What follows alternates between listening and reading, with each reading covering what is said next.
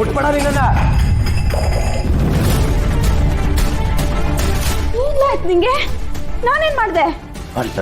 ಅಲ್ಲಿ ಪಿಂಕಿ ನನಗೆ ಯಾವತ್ತೂ ಸಿಗಲ್ಲ ಅಂತ ನಾನ್ ತಲೆ ಕೆಡ್ಸ್ಕೊಂಡಿದ್ರೆ ಮಗ ಹಾಕ ಬಂದಿದ್ಯಾ? ಅದಕ್ಕೆ ನಾನು ಅವ್ವ ಅಂತ ತಪ್ಕೊಳ್ಳ ಅಲ್ಲಿ. ಅಯ್ಯೋ, ನನ್ನನ್ ಯಾಕ್ಲೆ ದೂರ್ತೀಯ? ಅದಕ್ಕೆ ತಪ್ಪೆಲ್ಲ ನಿಂದೆಯಾ? ಅವತ್ ಮದ್ವೆ ಆಗೋ ಅಂತ ಅಸಮಳೆ ಮೇಲೆ ಕೂರಿಸಿದಾಗ ಹಿಂಗೆ ಪಿಂಕಿ ಅನ್ನೋ ಹುಡುಗಿನ ನಾನು ಲವ್ ಮಾಡ್ತಿದ್ದೀನಿ ಅಂತ ಹೇಳ್ಬೇಕಿತ್ತು. ಚೆಕ್ ಮಾಡ್ಬಿಟ್ಟೆ ಕಲ, ಚೆಕ್ ಮಾಡ್ಬಿಟ್ಟೆ. ಮುಂದ್ಕೋದ್ರು ಕುಯ್ತೆ, ಹಿಂದ್ಕೋದ್ರು ಕುಯ್ಯುತ್ತೆ. ನಿನ್ ಜೀವನ ಒಳ್ಳೆ ಗರ್ಗಸಕ್ ಸಿಕ್ಕಾಕೊಂಡಂಗ ಆಗೈತಲ್ಲೋ. ಸುಮ್ಕಿರವ ನೀನು. ಹೇಳಿಲ್ಲ ಏನಕ್ಕೆ ಹೇಳಿಲ್ಲ? ಬಿಟ್ಟಲ್ಲಿ ಗಂಡ ಹೇಳಕ್ಕೆ.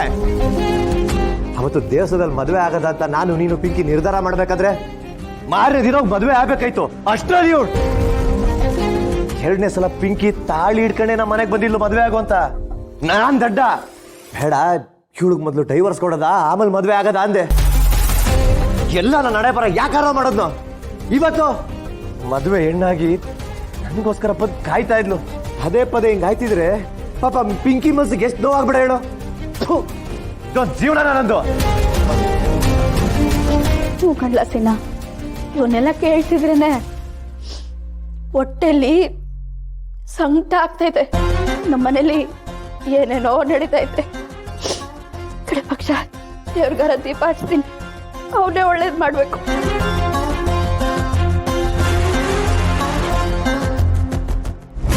ಇವಳು ಅವಳು ಏನ್ ಮಾಡ್ತಿದ್ಯಾ ಜರ್ಗೋ? ಅಪ್ಪ ಏನ್ ಹೇಳಾಯ್ತು ಅದನ್ನ ಮಾಡ್ತಿದ್ದೀನಿ. ಏನ್ ಹೇಳಾಯ್ತು ನಿಮ್ಮಪ್ಪ?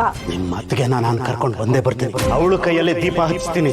ಅಲ್ಲಿ ತನಕ ದೇವ್ರ ಮನೆಯಲ್ಲಿ ದೀಪ ಹಚ್ಚಂಗಿಲ್ಲ, ಮನೆಯಲ್ಲಿ ಲೈಟ್ ಉರಿಯಂಗಿಲ್ಲ. ಏಯ್, ನಿನ್ನ ನಾನ್ ಎತ್ತಿದ್ದೀನ, ನನ್ನ ನೀನ್ ಎತ್ತಿದ್ಯಾ? ಜರ್ಗೆ ಆ ಕಡೆ. ಅಮ್ಮ ಹೇಳ್ತಿದ್ದೀನಿ ಕೇಳು. ಅಪ್ಪನ ಮಾತನ್ನ ನೀನ್ ಮೀರ್ಬೋದು, ಅಣ್ಣ ಮೀರ್ಬೋದು, ಆದ್ರೆ ನಾನ್ ಮೀರಲ್ಲ.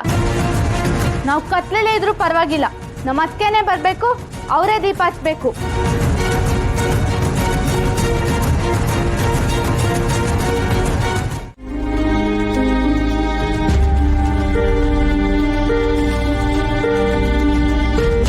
ರಶ್ಮಿ, ಯಾಕವ ಅದಕ್ಕೆ ಮೇಲೆ ಕೋಪನಾ? ಕೋಪ ಅದಕ್ಕೆ ಮೇಲಲ್ಲ, ನನ್ನ ಹಣೆ ಬರೋದ್ ಮೇಲೆ. ಹೊರೆ ಯಾರು ಅಂತ ಇರ್ಬೇಕಾದ್ರೆ ನಿನ್ ಮೇಲೆ ನೀನೇ ಯಾಕವ್ವ ಹೊಣೆ ಹಾಕೋತಿಯಾ? ಇಷ್ಟೆಲ್ಲ ಆದ್ಮೇಲೆ ಇನ್ನೇನ್ ಮಾಡ್ಲಿ? ಅಣ್ಣನ ಹೊಣೆ ಮಾಡ್ಲಾ? ಅಯ್ಯೋ ಪಾಪ, ನನ್ ತಂಗಿ ನೋವಲ್ಲಿದ್ದಾಳೆ, ಅವಳಿಗೆ ಅನ್ಯಾಯ ಆಗಿದೆ ಅಂತ ಹೇಳಿ ಅವ್ನ ಮನೆಗೆ ಕರ್ಕೊಂಡ್ ಬಂದಿದ್ದಾನೆ. ಅವನ್ ಕಡೆಯಿಂದ ಅವನ್ ಸರಿನೇನೆ. ನಾನ್ ನೊಂದ್ಕೊಂಡು ಇಲ್ಲಿ ನಿಂತಿದ್ದೀನಿ ಅಂತ ನೀವೆಲ್ಲ ಸಮಾಧಾನ ಮಾಡಕ್ ಬಂದಿದ್ದೀರಾ. ನಿಮ್ ದೃಷ್ಟಿಯಿಂದ ನೀವು ಸರಿನೇ. ನನ್ ಸೊಸೆ ಮನೆ ಬಿಟ್ಟು ಬಂದಿದ್ದಾಳೆ, ವಾಪಸ್ ಬಂದು ಮನೆ ದೀಪ ಹಚ್ಚಲಿ ಅಂತ ನನ್ ಮಾವ ಅಲ್ಲಿ ಕಾಯ್ತಾ ನಿಂತಿದ್ದಾರೆ. ಅವ್ರ ದೃಷ್ಟಿಯಿಂದ ಅವರು ಸರಿನೇ, ಆದ್ರೆ ನನ್ನ ಆಸೆ ಏನು ಅಂತ ಯಾರಾದ್ರೂ ಒಂದ್ಸತಿ ಆದ್ರೂ ಕೇಳಿದ್ರೆ ಅತ್ಗೆ.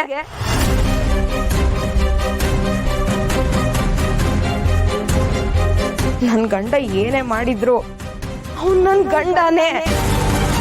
ಅವನಲ್ಲಿ ಅಷ್ಟು ಏಟ್ ತಿಂದು ಮನೇಲಿ ಕೂತಿರ್ಬೇಕಾರೆ ನಾನ್ ನೋಡಿ ಎಲ್ಲಿದ್ದೀನಿ. ಇಂಥ ಹೊತ್ತಲ್ಲಿ ಯಾರೋ ಅವ್ನ ಜೊತೆಗಿರ್ತಾರೋ ಇರಲ್ವೋ ನನಗ್ ಗೊತ್ತಿಲ್ಲ, ಆದ್ರೆ ಅವ್ನ ಹೆಂಡತಿ ಅನ್ಸ್ಕೊಂಡವಳು ನಾನ್ ಇರ್ಬೇಕಲ್ವಾ? ಅಲ್ಲವಾ, ನಿನಗಲ್ಲಿ ಅನ್ಯಾಯ ಆಗ್ತಾ ಇದೆ ಅಂತ ತಾನೆ ನಿಮ್ಮ ಅಣ್ಣ ನಿನ್ನ ಇಲ್ಲಿ ಕರ್ಕೊಂಬಂದಿರೋದು? ಹೌದು, ಅದನ್ನೇ ನಾನು ಹೇಳ್ತಾ ಇರೋದು. ನಂಗೆ ಅನ್ಯಾಯ ಆಯ್ತು ಅಂತ ನನ್ನ ತವ್ರ ಮನೆಗೆ ಬಂದು ಕೂತ್ಕೊಂಡ್ರೆ ನಾನು ನ್ಯಾಯ ಪಡ್ಕೊಳಕ್ ಆಗತ್ತ ಹೇಳಮ್ಮ?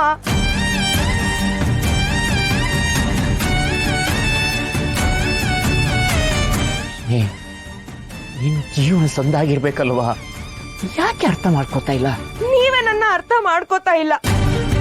ಅಲ್ಲ, ನನ್ ಜೀವನ ಸರಿ ಮಾಡ್ಬೇಕು, ನನ್ ಸಂಸಾರ ಸರಿ ಮಾಡ್ಬೇಕು ಅಂತ ಹಿಂಗ್ ಗಂಡ ಹೆಂಡತಿನ ದೂರ ಮಾಡಿದ್ರೆ ಎಲ್ಲ ಸರಿ ಹೋಗುತ್ತಾ? ಗಂಡನ್ ಮನೆ ಬಿಟ್ಟು ತವ್ರ ಮನೆಗೆ ಬಂದ್ರೆ ನನ್ ಜೀವನ ಸರಿ ಹೋಗುತ್ತಾ ಹೇಳಿ? ಕುಂಡು ನಿನಗೆ ಮೋಸ ಆಗಿದೆ. ಸೀನನ್ ಮದ್ವೆ ಆದ್ಮೇಲೆ ಸೀನಾ ಇನ್ನೊಂದು ಹುಡುಗಿ ಸಹವಾಸ ಮಾಡಿದಾನೆ. ಈಗ ಅದೇ ಹುಡುಗಿಗೆ ತಾಳಿ ಕಟ್ಟಕ್ ಹೋಗಿದ್ದಾನೆ. ಇಷ್ಟೆಲ್ಲ ಆದ್ಮೇಲೆ ನೀನ್ ಅವನ್ ಪರವಾಗಿ ಮಾತಾಡ್ತಿದ್ಯಲ್ಲ. ತಾಳಿ ಕಟ್ಟಕ್ ಹೋಗಿದ್ದಾದ್ರೆ ತಾಳಿ ಕಟ್ಲಿಲ್ಲ ಅಲ್ವಾ ಅತ್ಗೆ? ತಾಳಿ ಕಟ್ಟಕ್ಕಾಗೋದೂ ಇಲ್ಲ. ಇದೇನ್ ಮೊದಲನೇ ಸಲ ಅಲ್ಲ. ಪಿಂಕಿ ಹಿಂದೆ ಸುಮಾರು ಸಲ ಅವನನ್ನು ಒಲಿಸ್ಕೊಳಕ್ ಪ್ರಯತ್ನ ಪಟ್ಟಿದ್ದಾಳೆ. ಆದ್ರೆ ಅವಳು ಅನ್ಕೊಂಡಂಗ್ ಯಾವತ್ತೂ ಆಗಿಲ್ಲ, ಇನ್ ಮುಂದೆ ಆಗೋದೂ ಇಲ್ಲ.